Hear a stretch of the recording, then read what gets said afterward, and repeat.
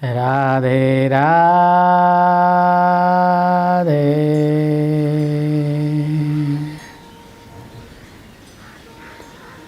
आज का सत्संग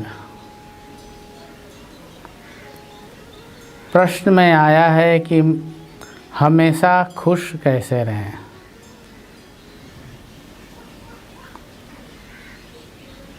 ये बहुत अच्छा विषय है। इसको हम देव भाषा में लें तो प्रसन्न, हमेशा प्रसन्न कैसे रहें।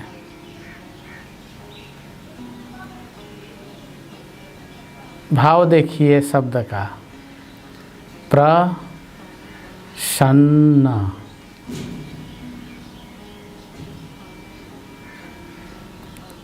और दूसरा है प्रश्न। जब आपका कोई प्रश्न नहीं होता किसी भी बारे में तो आप प्रसन्न रहते हैं। प्रसन्न नहीं, प्रश्न है, कोई क्वेश्चन है नहीं। और क्वेश्चन नष्ट कहाँ होता है? जहाँ पर कि सब कुछ पूर्ण होता है। प्रसन्न। तो प्रसन्न रहने के लिए, खुश रहने के लिए सबसे पहले तो आपको प्रश्न से रहित होना पड़ेगा। और ये संसार में असंभव है, क्योंकि हर व्यक्ति सोते हुए प्रश्न में सोता है और जगते हुए प्रश्न में जगता है।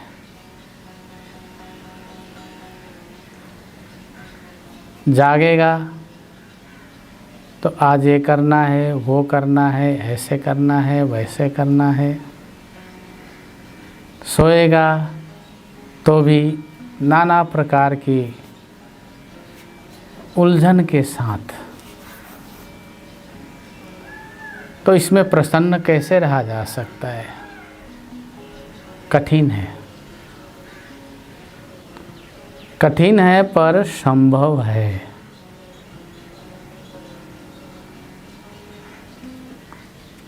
कवन सो काज कठिन जग माही, जो नहीं होई तात तुम पाही। ऐसा कोई कठिन काम नहीं है जो तुम नहीं कर सकते। एक बार का बात है, घटना है देवरिया का। बाबा जहाँ पे सरजू जी के किनारे रहते थे, तो बातचीत चल रही, ऐसे ही प्रश्न आया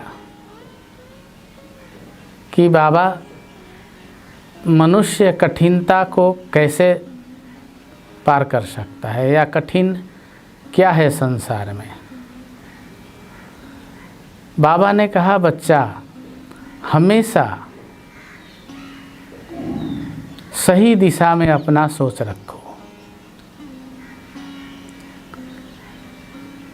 जिसको कि अंग्रेजी में कहते हैं पॉजिटिव। अपना सोच, अपना विचार और अपनी धारणा उत्कृष्ट होना चाहिए। बाबा ने हंस के बोला, बच्चा संसार में सबसे श्रेष्ठ कौन है? तो हम लोगों ने और सब साधुओं ने बोला, मनुष्य।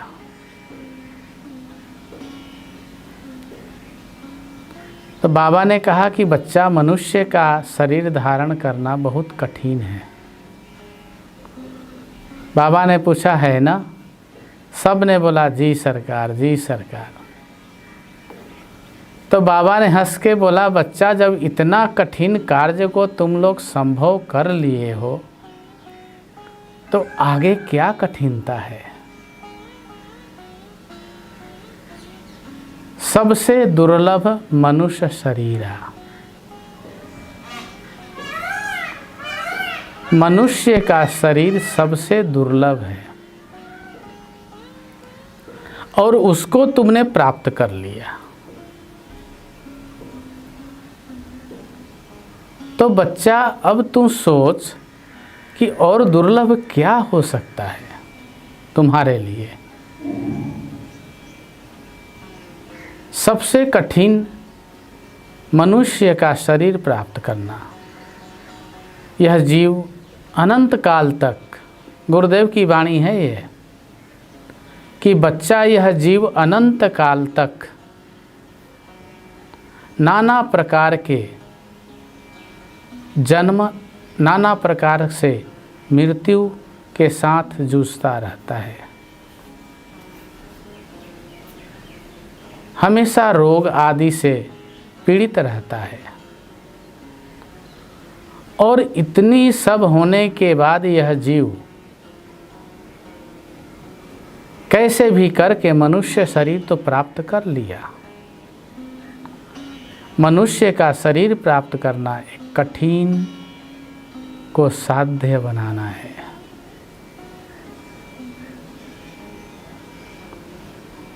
तो इससे कठिन कुछ नहीं है कि आप मनुष्य हैं। अब क्या बचता है? तो बाबा ने कहा कि बच्चा, जो दृढ़ निश्चयी पुरुष होते हैं उनके लिए कठिन कुछ भी नहीं होता। सभी हनुमान जी, अंगद जी, जामवंत जी, सब अच्छे अच्छे प्रधान भगवान के वानर सेना और भालू सेना सीता माता के खोज में गए हैं। थक गए सभी। जब थक गए सब तो उनको कौन मिले? गिद्धराज के भाई संपाति, और उन्होंने उनको बताया, क्या बताया? कि तुम लोग परमात्मा की सेवा में हो, ईश्वर की सेवा में हो, और जो जीव ईश्वर से जुड़ा रहता है उसके लिए कोई भी कार्य कठिन नहीं होता।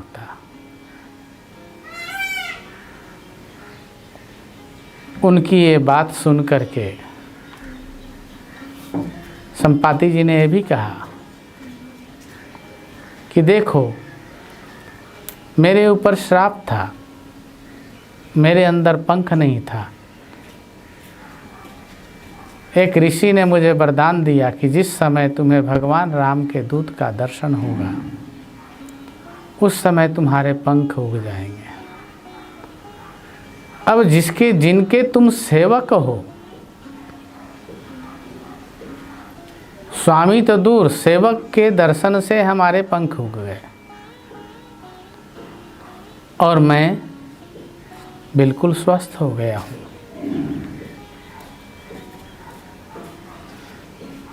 तो कोई भी कार्य कठिन नहीं है। तब जब हम ईश्वर से जुड़े होते हैं,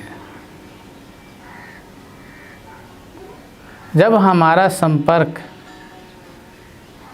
ईश्वर से होता है तो सारे संपर्क हमसे जुड़ जाते हैं। उसके बाद सभी अनुमान करने लगेंगे कि कौन जाएगा, कौन उतरेगा उस पार में, कैसे होगा। इस प्रकार से सभी विचार करने लगे। तो जामवंत जी ने कहा हनुमान जी के लिए,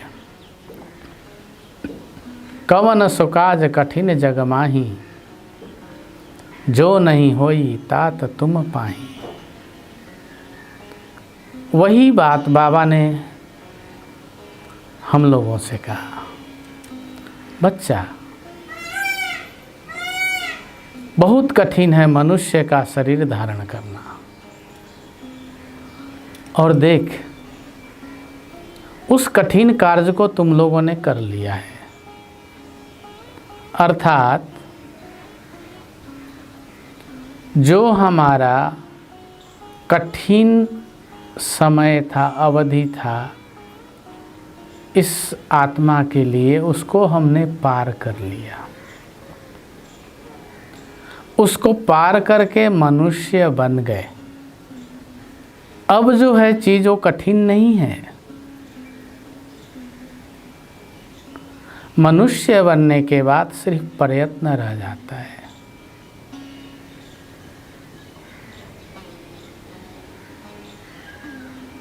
कठिन तो मनुष्य का शरीर धारण करना है।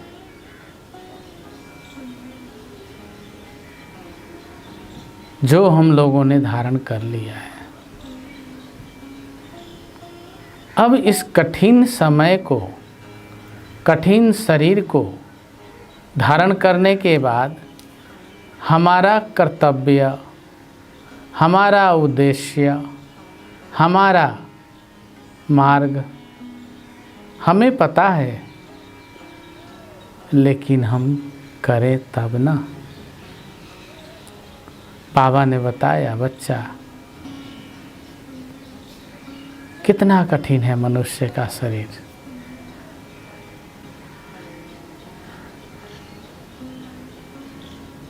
शास्त्र कहता है सबसे दुर्लभ मनुष्य शरीर है।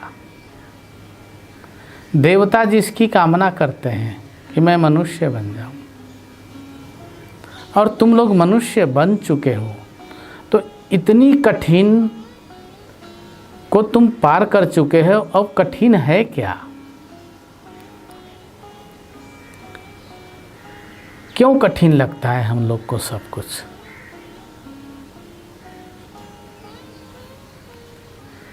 इसलिए कठिन लगता है कि हम कमज़ोर पड़ गए। कहाँ कमज़ोर पड़ गए?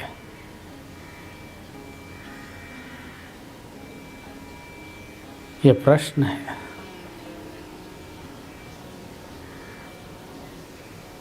नाना प्रकार के वस्तु, विषय, मोह, माया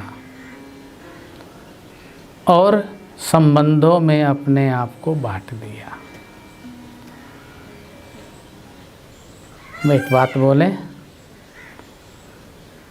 जब हम थे अकेले मुस्कुराते रहते थे, जब हम थे अकेले मुस्कुराते रहते थे, कोई बोले ना बोले हम गुनगुनाते रहते थे। जब से सीखा मैंने बोलना, जब से सीखा है मैंने बोलना, बोलते जा रहा हूँ। जब से सीखा है हमने बोलना, बोलते जा रहा हूँ। मुझे खुद भी पता नहीं मैं क्या गा रहा हूँ।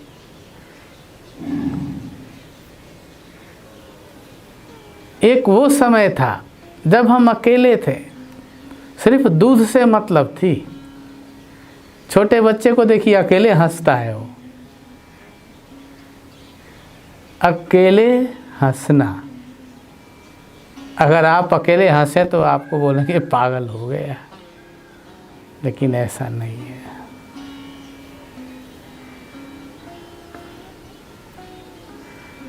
छोटा बच्चा अकेले ही हंसता है, मुस्कुराता है। छोटा सा पाँव का अंगूठा पकड़ लेता है, मुस्कुराता रहता है, आंख बंद करके मुस्कुराता है, खोल के मुस्कुराता है।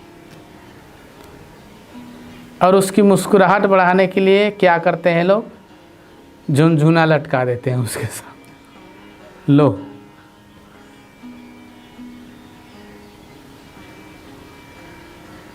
अब उस झुनझुने को देखता रहता है, गुड़िया को देखता है, हंसता रहता है। अब वहीं से वो बटना शुरू हो जाता है।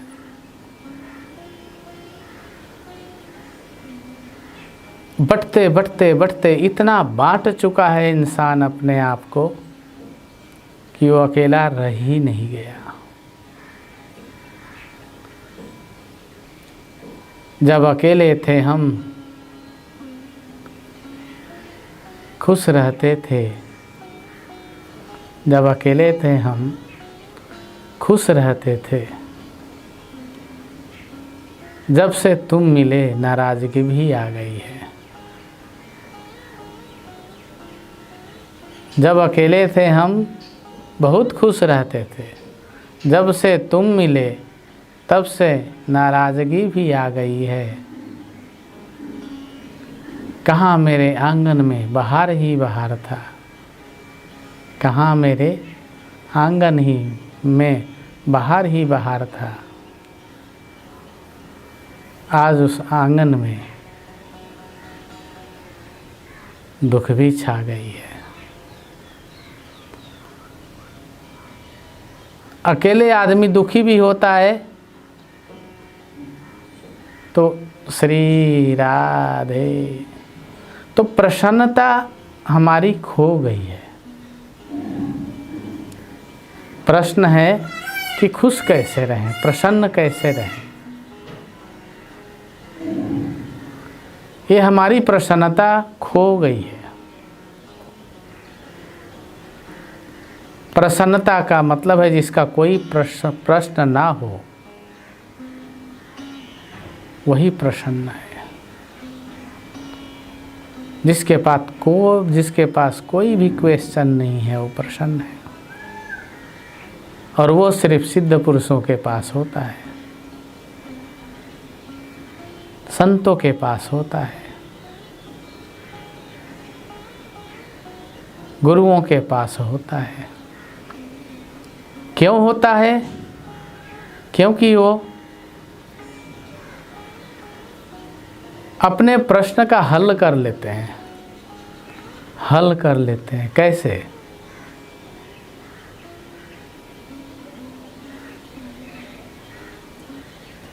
मन लागो मेरो राम, फकीरी में मन लागो मेरो राम। फकीरी में फकीरी में फकीरी में फकीरी में फकीरी में फकीरी में फकीरी में फकीरी में मन लागो मेरो राम।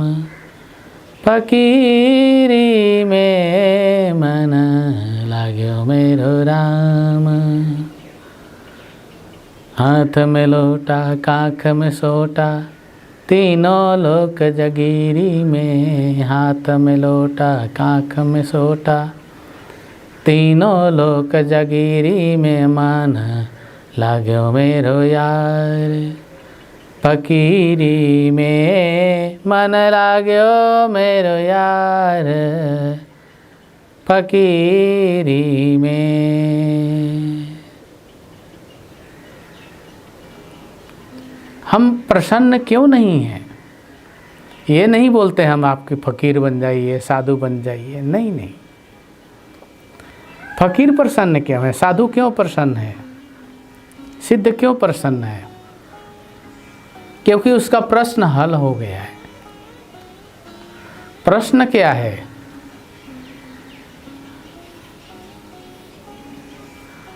प्रश्न ये है, सबसे पहला प्रश्न है कि हम इस संसार में क्यों आए हैं। बाबा ने हम लोगों को बोला, बच्चा तुम्हारा उद्देश्य क्या है यहाँ आने का, उसको तुम जानो। और जब तक तुम इसको नहीं जानोगे तब तक तुम उसका हल नहीं कर सकते।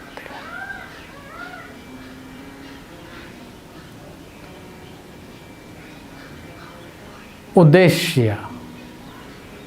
और बाबा ने बोला कि बच्चा जब इस उद्देश्य को हम लोग ढक देते हैं, दबा देते हैं, तो इसमें से एक अंकुर निकलता है, उद्देश्य और निकलते हैं, बहुत सारे उद्देश्य निकल जाते हैं।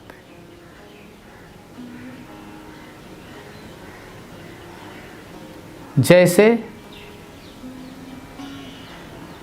आम खाने के बाद उसको सूख कहीं रख दीजिए, उस गुठली को नहीं उगेगा, लेकिन जैसे ही उसको दबाएंगे जमीन में निकल आएगा।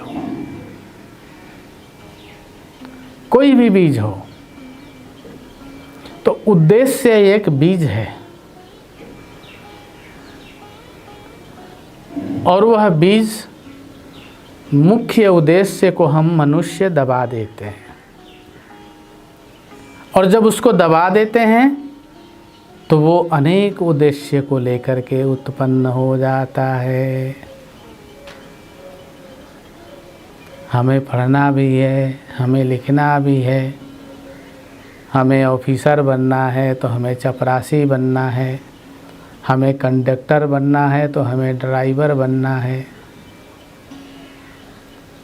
अपनी योग्यता के अनुसार उद्देश्य मनुष्य, अब कंडक्टर बनने पे ही नहीं है, अब हमें शादी भी करना है। शादी तक ही नहीं है, बच्चे भी पैदा करना है। महंगाई ज़्यादा है, 2 ही बच्चा पैदा करेंगे, कितने लोग तो 1 ही करते हैं, कितने तो कर ही नहीं रहे। उद्देश्य भयंकर बनती जाती है। घर बनाना है, मकान बनाना है, और ये उद्देश्य, घर बनाना कितना सहज लगता है, लेकिन घर बनाने में उसका एक घर उजड़ता है तो दूसरा घर बनता है। ये सिद्धांत है कि एक घर जब उजड़ेगा तभी दूसरा बनेगा। उजड़ता कौन सा है? ये वाला घर, शरीर रूपी घर उजड़ जाता है, और फिर ईंट पत्थर का, मिट्टी का घर, या जैसे भी योग्यता के अनुसार एक दूसरा घर तैयार हो जाता है। अब उस घर को, एक घर उजाड़ करके, बर्बाद करके, जो घर परमात्मा से मिला था उसको नष्ट कर करके एक ऐसा घर तैयार करता है मनुष्य, जो मनुष्य द्वारा बनाया हुआ है, जो नष्ट होने वाले जीवों ने बनाया है, उसको संभाल लेता है वो। और उसी में फिर तो उसके मुँह पे इतने घी लगते हैं, मेरे पास ये है, मेरे पास वो है। उद्देश्य को, एक उद्देश्य को दबाने से कितने उद्देश्य उत्पन्न हो रहे हैं। एक ही उद्देश्य था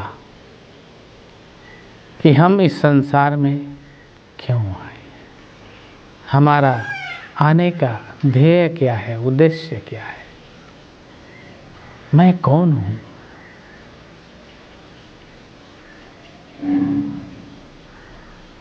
इस उद्देश्य को दबा दिया जाता है और एक नाम को दे दिया जाता है। कौन है? फलाने हैं, नाम लग गया आपका। किसी से पूछे कौन हो भाई? मैं अखिलेश, मैं परवेश, मैं राजू, मैं काजू। आजकल तो वो भी गायब हो गए सब, चिंटू, पिंटू, बिंटू, पता नहीं क्या क्या नाम हो गए आजकल।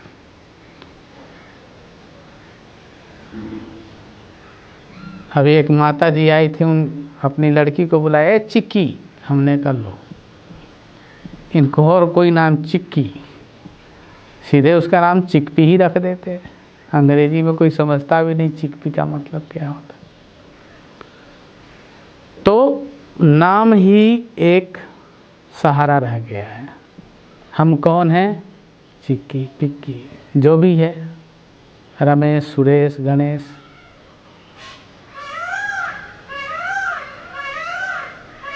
ये चीज़ हमें कमज़ोर कर दिया, और जहाँ मुख्य उद्देश्य को दबा दिया गया अन्यत्र में बहुत सारे उद्देश्य आ गए, वहीं बहुत सारे प्रश्न आ जाते हैं, और वह प्रश्न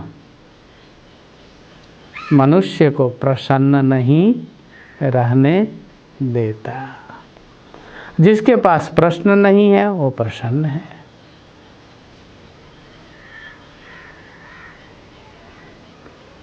चाह मिटी चिंता मिटी, मनवा बेपरवाह, जिसको कछु नहीं चाहिए ते साहन को शाह। वो तो राजाओं का राजा है, सिद्ध संत बाबा जैसे महापुरुष, जिनके पास कोई प्रश्न नहीं है। उन्होंने एक ही प्रश्न को देखा, मैं कौन हूँ। बाबा ने उसका उत्तर शुरू से अंत तक दिया है। ना हम मनुष्यो न च देव यक्षो। बच्चा, ना मैं मनुष्य हूँ, ना मैं देव हूँ, ना यक्ष हूँ, ना गंधर्व हूँ, ना किन्नर हूँ, ना मैं देवी हूँ, ना देवता हूँ, ना मैं पशु पक्षी जीव जंतु। मैं ईश्वर का बोध स्वरूप हूँ। कितना सुंदर उत्तर है। मैं ईश्वर का बोध स्वरूप हूँ।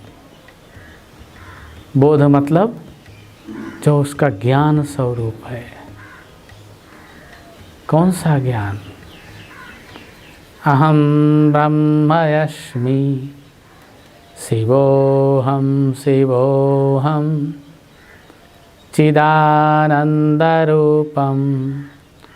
शिवोहम शिवोहम अहम ब्रह्मस्मि शिवोहम शिवोहम आनंदरूपम शिवोहम शिवोहम। बच्चा, मैं दिव्य हूँ, चैतन्य हूँ, शिव हूँ, मेरा कभी नाश नहीं होता। मैं ईश्वर का बोध स्वरूप आत्मा हूँ। एक ही प्रश्न था और उसको भी हल कर दिया। जब हल हो गया तो कोई प्रश्न ही नहीं है।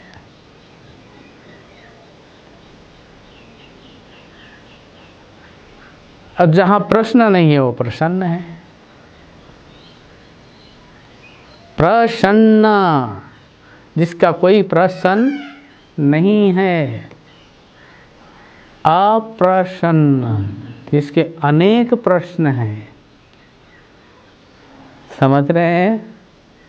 अप्रसन्न, जिसके अनेक प्रश्न हैं वो अप्रसन्न ही रहेगा।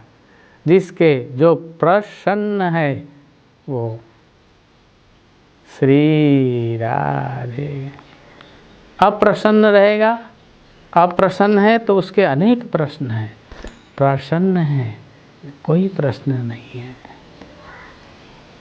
और जिसका कोई प्रश्न ही नहीं है, प्रसन्नता तो उसके श्री राधे रोम रोम में वास करेगा। तो प्रश्न था कि खुश कैसे रहें। आत्मा की तरफ बढ़िए, अध्यात्म के तरफ बढ़िए। बिगड़ा नहीं है अभी कुछ भी। कबीर साहब ने कहा है, कहे कबीरा जाए दे वही, और जभी से चेते तभी से सही। जो गुजर गया सीताराम, लेकिन जो है वो भी कम नहीं है, पर्याप्त है।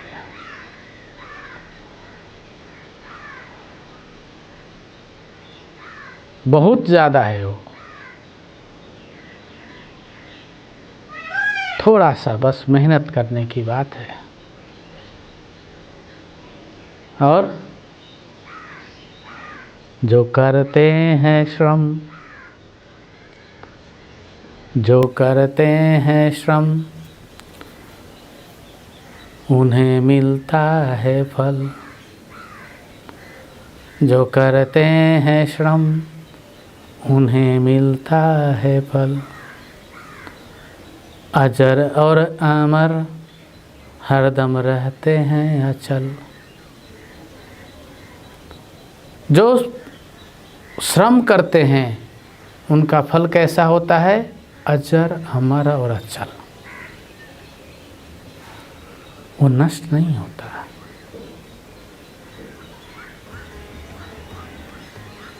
कोई बात नहीं, आपके जीवन में इतने उद्देश्य हो गए, ठीक है। बाबा ने एक बार बहुत सुंदर बात बोला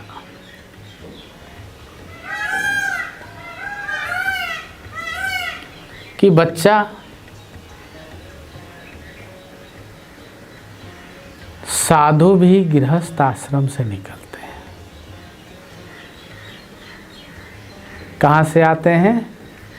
गृहस्थ आश्रम से।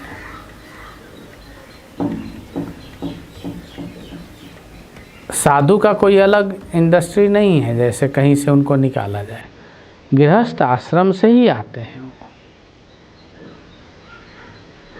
और वो साधु क्यों हो जाते हैं? क्योंकि उनका उद्देश्य और श्रम दोनों उनके साथ होता है।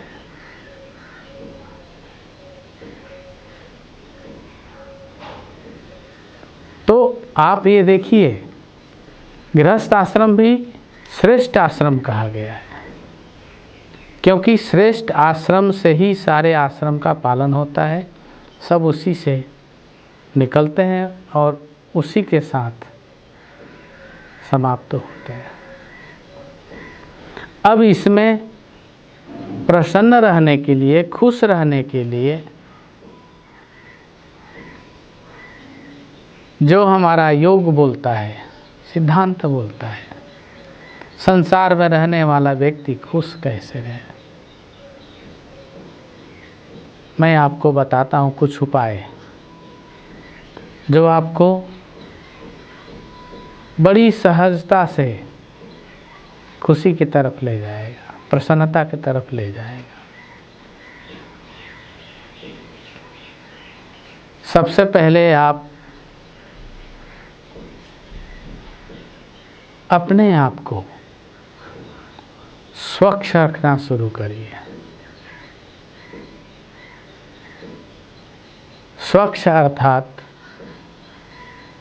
शरीर से ही नहीं, विचार से। कभी भी अपने को किसी भी प्रकार से, किसी भी प्रकार के दोष आदि, अवगुण आदि के अधीन मत करिए। प्रयत्न पूर्वक उससे निकलने की या उससे बचने की चेष्टा करिए। मनुष्य को कमजोर कौन करता है?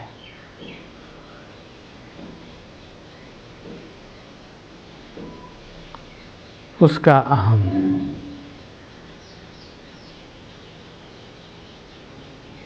और उसका उद्देश्य। उद्देश्य सही नहीं है, अहम सही नहीं है, तो वो कमजोर पड़ जाता है। रात्रि सोते समय ईश्वर का चिंतन करिए। भगवान की कुछ लीलाएं या जो आपके समय गुरु जी के साथ गुजरा हो, संत के साथ गुजरा हो, उसको याद करके मुस्कुराइए। मुस्कुराते हुए सोने की चेष्टा करिए। आप जगेंगे तो मुस्कुराते हुए जगेंगे। और ये बहुत महत्वपूर्ण है, क्योंकि आप सुषुप्त अवस्था में जाते हैं, अकेला हो जाते हैं। उस समय सोते समय मनुष्य अकेले हो जाता है, और जो अकेले में प्रसन्न है वो दुनिया के झमेले में भी प्रसन्न रहेगा। मुस्कुराना,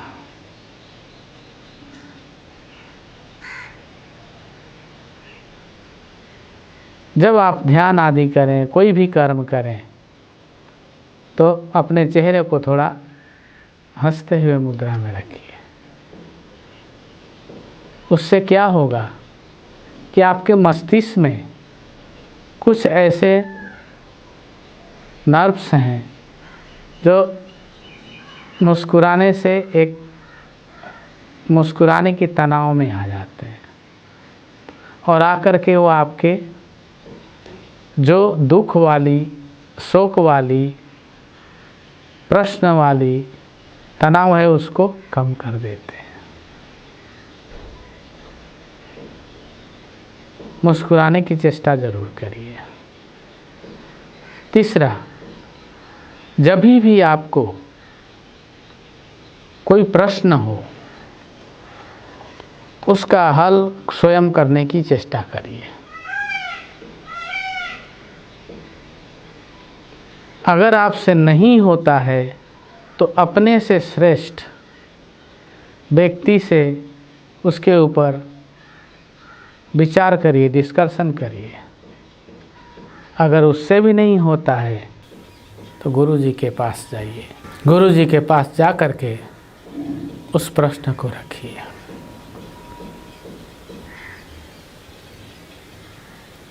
जब आप ऐसा करना शुरू कर देंगे, खुशी आपके पास आने लगेगी, प्रसन्नता आपके पास आने लगेगा, क्योंकि आपका प्रश्न जो हल होने लगा। इस प्रकार से प्रसन्न रहने के लिए प्रश्न को हल करना पड़ेगा। ये संसार है, इसमें अनेक प्रश्न आते रहेंगे आपके, लेकिन जब हल करने की विधि आप जाएंगे तो आपके लिए बहुत सुगम हो जाएगा, ये बहुत ही सहज हो जाएगा। और इसी सहजता के साथ आप प्रसन्न रहना, खुश रहना, हैप्पी रहना शुरू कर देंगे।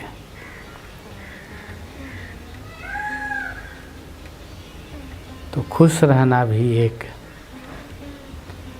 बहुत बड़ी औषधि है। बाबा ने कई बार बोला है, सब रोगों की एक दवाई, हंसना सीखो मेरे भाई। सब रोगों की यही दवाई, हंसना सीखो मेरे भाई। अनेक रोगों का इलाज है मुस्कुराना, प्रसन्न रहना, हंसना।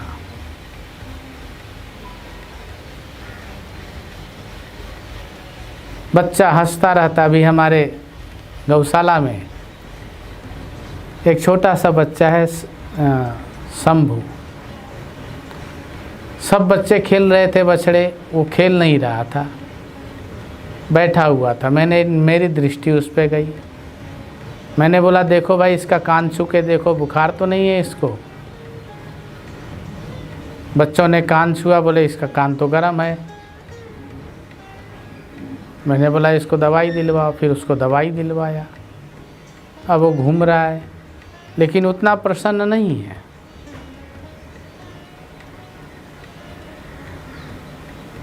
लेकिन प्रसन्न है। तो प्रसन्नता रोग में भी काम आता है। प्रसन्नता दुख में भी आपका सहयोग करता है, रोग में, दुख में, हानि में, लाभ में। तो प्रसन्न रहना मनुष्य के हाथ में है, हमारे हाथ में है। अगर हम प्रसन्न न रहना चाहें तो हमारे पास अनेक रास्ते आ जाते हैं। प्रश्न का हल करते रहिए, प्रसन्न रहेंगे आप। और हल करते करते करते करते आपको एक दिन अपना वास्तविक प्रश्न याद आ जाएगा, मैं कौन हूँ, मेरा उद्देश्य क्या है और मेरा मार्ग क्या है। जिस दिन ये प्रश्न आपके मस्तिष्क में आ जाएगा, आपकी समस्याएं हल हो जाएंगी। उसी समय आपको आपकी प्रसन्नता का सारा श्रेय मिलना शुरू हो जाएगा। इस प्रकार से आप प्रसन्न रह सकते हैं, खुश रह सकते हैं। सत्यवादी, देखिए बाबा ने कहा है कि बच्चा सत्यवादी पुरुष या स्त्री सदैव प्रसन्न रहते हैं। धर्म पर चलने वाले व्यक्ति हमेशा प्रसन्न रहते हैं। बच्चा जिनके अंदर छल कपट और प्रपंच नहीं होता, वो हमेशा प्रसन्न रहते हैं। बच्चा जो गुरु गोविंद की सेवा करते हैं और उनमें समर्पण भाव रखते हैं, वो हमेशा प्रसन्न रहते हैं। बच्चा मनुष्य अगर अपने उद्देश्य पे चले तो हमेशा प्रसन्न रहता है, हमेशा खुश रहता है। तो खुश रहने के लिए, प्रसन्न रहने के लिए मैंने आपको उपदेश में बहुत चीज़ें बता दिया। आप लोग प्रसन्न रहिए, प्रश्न का हल करते रहिए और खुद अभ्यास करिए। इसका अभ्यास करते रहेंगे, आप प्रसन्न रहना शुरू हो जाएंगे। बाबा आपके साथ हैं, हम आपके साथ हैं। अगला सत्संग अब रविवार को होगा। कोई भी प्रश्न है आप भेज सकते हैं प्रेम से। हम आपके प्रश्न का यथाशक्ति गुरु कृपा से उत्तर देंगे। इस प्रकार से खुश रहिए।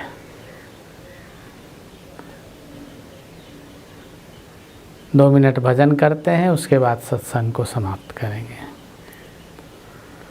ओम जय सिया राम, जय जय सिया राम, जय सिया राम, जय जय सिया राम।